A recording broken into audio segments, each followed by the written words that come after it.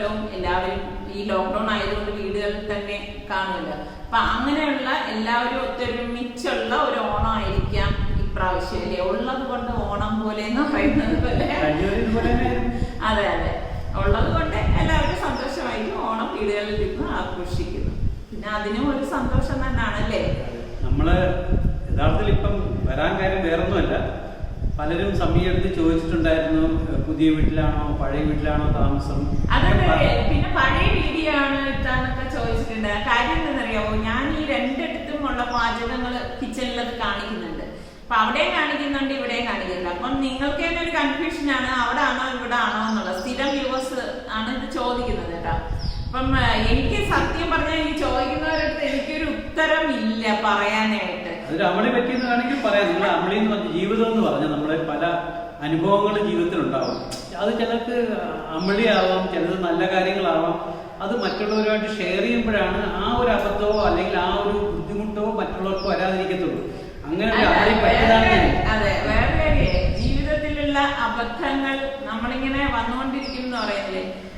ഒരു ആയുസ് നമ്മളൊരു വീട് വെച്ച് ഈ പല അബദ്ധങ്ങളിൽ പെട്ട് സത്യം പറഞ്ഞാൽ നമ്മുടെ ഒരു ആയുസ് കഴിയും അല്ലേ. അല്ല, ഈ വീടുവെപ്പല്ല, ഏത് അതാണ് ജീവിത അബദ്ധങ്ങൾ എന്ന് പറയുന്നത്. ഇപ്പൊ തന്നെ ഈ അബദ്ധങ്ങളിൽ ഉണ്ടാവും, ഒരാളൊരു അബദ്ധം ഉണ്ടാകുമ്പോഴാണ് അതിനനുസരിച്ച് ബാക്കിയുള്ളവർ അത് മറ്റുള്ളവരായിട്ട് ഷെയർ ചെയ്യുമ്പോൾ അതിനൊരു നിയമം. ഇപ്പൊ ഫോർ എക്സാമ്പിൾ ഇപ്പം തന്നെ വൈറലായിരിക്കുന്ന ഒരു സംഭവം എന്ന് വെച്ച് കഴിഞ്ഞാൽ റോഡ് നിയമങ്ങളും അല്ലെങ്കിൽ MVDയെ പറ്റിയുള്ള കാര്യങ്ങളൊക്കെയാണ്. എന്തുകൊണ്ട് അവർ എത്രയും സ്ട്രിക്റ്റ് ആവുന്നത് വെച്ച് കഴിഞ്ഞാൽ ഇപ്പൊ നമ്മൾ ഓരോ തെറ്റ് ചെയ്യുമ്പോൾ ആ തെറ്റ് ആവർത്തിക്കാതിരിക്കാൻ വേണ്ടി ആ തെറ്റ് കൊണ്ട് മറ്റുള്ളവർക്ക് ബുദ്ധിമുട്ടുണ്ടാകും. ഫോർ എക്സാമ്പിൾ നമ്മളൊരു വണ്ടിയിൽ ഒരു ഹെഡ്ലൈറ്റ് എക്സ്ട്രാ ഫിറ്റ് ചെയ്യുമ്പം ആ ലൈറ്റ് എതിരെ വരുന്ന വണ്ടിക്ക് കുഴപ്പം വരുമ്പോഴാണ് അത് ആക്സിഡന്റും ബാക്കി കാര്യങ്ങളുണ്ടാകും. അപ്പൊ അതുകൊണ്ടാണ് ഗവൺമെന്റ് ഒരു പുതിയ നിയമം കൊണ്ടുവരും എന്ന് പറഞ്ഞ മാതിരി ഓരോരുത്തർക്കും പറ്റുന്ന അബദ്ധങ്ങളിൽ നിന്നാണ് നമ്മൾ മറ്റുള്ളവർക്ക് അത് ഗുണമായിട്ട് മാറുന്നത്. അപ്പൊ അതുകൊണ്ട് നമുക്കിപ്പം ഒരു ചെറിയൊരു അമളി പറ്റി, വേറൊന്നുമല്ല, നമ്മള് പാല് കാച്ചി എന്തിനാണ് എത്രയും പെട്ടെന്ന് കയറണം എന്നുള്ള ഉദ്ദേശത്തിലാണ്. പക്ഷെ എന്ത് സംഭവിച്ചു, പാല് കാച്ചി കഴിഞ്ഞ് 2 ദിവസം നമുക്ക് റെസ്റ്റ് എടുക്കാൻ അത്ര ഒരു മാസം പോവാണ് നമ്മൾ പാല് കാച്ചിട്ട്. പക്ഷെ സംഭവിച്ചു കഴിഞ്ഞാൽ പണിക്കാരെല്ലാം പല പണിയിലായിപ്പോയി. പണി ആയിപ്പോയി എന്ന് വെച്ചാൽ നമ്മൾ പാല് കാച്ചിയതുകൊണ്ട് അവർ പറയുന്നത്, സാറേ സാറിന്റെ വീട് പാല് കാച്ചിയല്ല, നമുക്ക് ചിങ്ങത്തിൽ 3 വീട് പണി പകുതിയിൽ നിൽക്കുവാണ് സാർ, അത് തീർത്തിട്ട് വരാം സാർ, അങ്ങനെയൊക്കെ പറഞ്ഞ് നമ്മളൊരു ട്രാപ്പിൽ പെട്ടുപോയി. നമ്മൾ ചോദിക്കും പുതിയ പണിക്കാരെ കിട്ടുമെന്നുള്ളത്. ഒന്നാമത് ഈ മാസത്തിൽ പണിക്കാരെ കിട്ടാൻ പാടാണ്. രണ്ടാമത് നമ്മൾ ചെയ്തുകൊണ്ടിരിക്കുന്നവരെ കൊണ്ട് ചെയ്യിപ്പിക്കുന്നതായിരിക്കും നല്ല ഭംഗി അല്ലേ. കാരണം അവര് ചെയ്തുകൊണ്ടിരിക്കുന്ന വർക്കല്ലേ, അപ്പൊ അത് അവരെ കൊണ്ട് തന്നെ ഫിനിഷ് ചെയ്യിപ്പിക്കുമ്പോഴാണ് അതിനൊരു ഭംഗിയൊക്കെ ഉണ്ടാവുന്നത്. അല്ലാതെ നമ്മൾ ഇടയ്ക്ക് കയറി ഇവരെ മാറ്റിയിട്ട് ഇവർ താമസിച്ചു എന്ന് എഴുതിയിട്ട് പുതിയ ആൾക്കാരെ ഇറക്കുമതി ചെയ്ത് കഴിഞ്ഞാൽ നമ്മുടെ വർക്കിനെ അല്ലെങ്കിൽ നമ്മളുടെ ആ ഒരു വീടിനെ അത് ബാധിക്കും. നമ്മൾ പാല് കാച്ചാൻ പോണെന്ന് പറഞ്ഞപ്പോഴേക്കും നിസാർക്കെ അടുത്ത് പലരും പറഞ്ഞിട്ടുണ്ടായിരുന്നു കേട്ടോ, വീട് പൂർത്തിയാക്കിയിട്ട് പാല് കാച്ചുന്നതല്ലേ നല്ലത്, എന്തിനാണ് ഇപ്പൊ കുറച്ച് പണി പെൻഡിങ് ഇട്ടിട്ട് പാല് കാച്ചുന്നത്. അപ്പൊ നമ്മൾ വിചാരിച്ചു നമുക്ക് കിച്ചൺ അത്യാവശ്യമായിട്ട് നമുക്ക് ഉപയോഗിക്കേണ്ട ആവശ്യം ഉണ്ടായിരുന്നു, ഷൂട്ടിങ്ങും കാര്യങ്ങളൊക്കെ ഉള്ളതുകൊണ്ട്. അപ്പൊ അതുകൊണ്ട് അത് പൂർത്തിയായി ഇരിക്കുന്നതുകൊണ്ട് അതങ്ങ് കയറാമെന്നുള്ള രീതിയിലാണ് നമ്മൾ ചെയ്തത്. ബാക്കി കുറച്ച് പണിയെ ബാക്കി ഉണ്ടായിരുന്നുള്ളൂ. നമ്മള് ഈ ഇന്റീരിയർ ആയിട്ടല്ലേ, കട്ടില് കബോർഡ് എങ്കിൽ ചോദിക്കും അത് നിങ്ങൾ പിന്നെ മുറ്റമിടാൻ അങ്ങനെയൊക്കെ ഉള്ളൂ. പറയുമ്പോ എണ്ണി പറയുമ്പോ വളരെ കുറവാണ്. പക്ഷെ ഇതൊക്കെ സമയം എടുത്ത് ചെയ്യുന്നതാണ്. അപ്പൊ പലരും ചിലപ്പോൾ ചോദിക്കും എന്റെ റെഡിമെയ്ഡ് കിട്ടുമല്ലോ വാങ്ങി വെച്ചുകൂടിയെന്ന് ചോദിക്കും. പക്ഷെ റെഡിമെയ്ഡ് എന്ന് പറയുമ്പോൾ നമുക്ക് നമ്മൾ കടയിൽ കണ്ട് ഇഷ്ടപ്പെട്ട് കൊണ്ടുവന്ന് വെച്ച് കഴിയുമ്പോൾ നമ്മുടെ സൗകര്യങ്ങൾ അതിലുണ്ടാവണം എന്നില്ല. അപ്പൊ നമ്മളുടെ സൗകര്യത്തിനൊത്ത് എല്ലാം ചെയ്യണമെങ്കിൽ നമ്മൾ അത് ചെയ്യിച്ച് തന്നെ എടുക്കണം അല്ലേ. എന്തായാലും കുഴപ്പമില്ല, നമുക്ക് ഇത്രയും ആയത് തന്നെ പഠിച്ചവരുടെ നന്ദി പറയുന്നു. കാര്യം ഇത്രയും ആവാത്ത എത്രയെ കുടുംബം ഒരുപാട് പേരുണ്ട്. വീടെന്ന് പറഞ്ഞൊരു സ്വപ്നമാണ്, അത് എല്ലാവർക്കും നമുക്ക് സാധിച്ചു കൊടുത്താൽ പിന്നെ അതിനൊരു കാര്യമില്ല. പക്ഷെ പഠിച്ചവൻ നമ്മളെ ഇത്രയും സഹായിച്ചു, ഇതിൽ ഹാപ്പിയാണ്. പക്ഷെ കാലതാമസം ഉണ്ടായെന്ന് മാത്രമേ ഉള്ളൂ. പക്ഷെ അതൊക്കെ പോട്ട സമയം നമ്മൾ ഈ കഥയും പരിവാരവും ഒക്കെ പറഞ്ഞുകൊണ്ടൊന്നും കാര്യമില്ല. നീ ഇന്ന് എന്തോ ഉണ്ടാക്കാന്ന് പറഞ്ഞിട്ട് അല്ല വലിയ സംഭവമൊന്നുമല്ല, ഒരു ഈവനിങ് സ്നാക്കാണ്. എന്തായാലും നിങ്ങൾക്ക് എല്ലാവർക്കും ഇഷ്ടപ്പെടുന്ന ഒന്നാണ്. പിന്നെ നാളെ നല്ല ഒരു അടിപൊളി റെസിപ്പി വരുന്നുണ്ട് കേട്ടോ. അപ്പൊ നിങ്ങളത് സ്കിപ്പ് ചെയ്യാതെ ഫുള്ള് കണ്ടിട്ട് എന്റെ അടുത്ത് അഭിപ്രായം പറയണം, എങ്ങനെ ഉണ്ടായിരുന്നു എന്നുള്ളത്. ഞാൻ പറഞ്ഞതിന്റെ അഭിപ്രായം നല്ല അഭിപ്രായമുള്ളവരുണ്ടാവും, വിയോജിക്കുന്നവരും ഉണ്ടാവും. എന്തായാലും കമന്റ് ചെയ്യണം. പലർക്കും അനുഭവങ്ങളുണ്ട്, വീട് വെച്ചിട്ടുള്ള അനുഭവങ്ങൾ.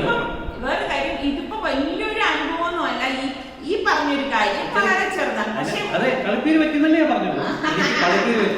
പക്ഷെ വലിയ അനുഭവം വേറെ ഉണ്ടായിട്ടുണ്ട്. അത് തീർച്ചയായിട്ടും നമ്മൾ വിചാരിച്ചെന്തറിയോ, ഈ വീട് പണി കഴിയുമ്പോഴേക്ക് സ്വസ്ഥമായിട്ടിരുന്ന് നിങ്ങളെടുത്ത് ഓരോ കാര്യങ്ങൾ ഇങ്ങനെ പറയാം, അതുകൊണ്ട് നിങ്ങൾക്ക് നമ്മളെ പോലുള്ള അബദ്ധങ്ങൾ പറ്റാതിരിക്കട്ടെ എന്ന് വിചാരിച്ചിട്ടാണ്. തീർച്ചയായിട്ടും അത് ഞങ്ങൾ ഉടൻ തന്നെ നിങ്ങളുമായിട്ട് ഷെയർ ചെയ്യുന്നതായിരിക്കും. ഇന്നിപ്പോ വർത്തമാനം പറഞ്ഞ് ദീർഘിപ്പിക്കുന്നില്ല, നമുക്ക് നമ്മുടെ പാചകത്തിലേക്ക് പോകാം. അപ്പൊ ഇത് ഉണ്ടാക്കാൻ വേണ്ടിയിട്ട് ഞാനിവിടെ 1.5 കപ്പ് പച്ചരി ഇതുപോലെ വെള്ളം ഒഴിച്ച് കുതിരാനായിട്ട് ഒരു 2 മണിക്കൂർ മാറ്റി വെക്കും. 2 മണിക്കൂറിന് ശേഷം നമ്മളിത് അരച്ചെടുക്കും. അപ്പൊ ഇത് നമ്മൾ അരച്ചെടുക്കുമ്പം ഒരുപാട് വെള്ളം ചേർത്ത് നിങ്ങൾ അരച്ചെടുക്കരുത് കേട്ടോ. അപ്പൊ ഞാൻ ഈ അരി മിക്സിയിലേക്ക് ഇട്ട ശേഷം 1/2 കപ്പ് തേങ്ങ ഇതുപോലെ ഇട്ട് കൊടുക്കും. പിന്നെ അതുപോലെ തന്നെ ചോറ് ഞാനിവിടെ ഒരു 1/4 കപ്പ്, പിന്നെ 1 ടീസ്പൂൺ ചെറിയ ജീരകം, 1 ടേബിൾ സ്പൂൺ പെരിഞ്ജീരകം, വലിയ ജീരകം കേട്ടോ. പിന്നെ 4 ചെറിയ ചുവന്നുള്ളി എടുക്കും. ഈ ചുവന്നുള്ളി തന്നെ എടുക്കണേ, സവാള എടുക്കണ്ട കേട്ടോ. ചുവന്നുള്ളിക്ക് ഒരു പ്രത്യേക ടേസ്റ്റാണ്.